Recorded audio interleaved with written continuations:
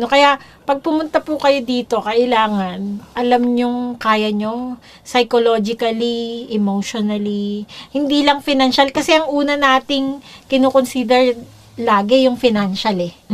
But actually, although affected yung psychological mo tsaka emotional mo kapag kakulang ka sa finances.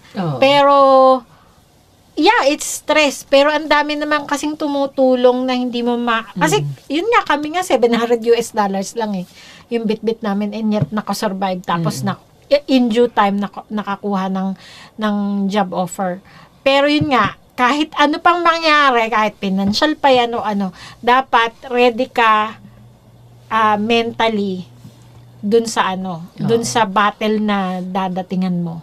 Kasi, it's not bed of roses. Yang parang, yeah, it's green pasture nga, ika.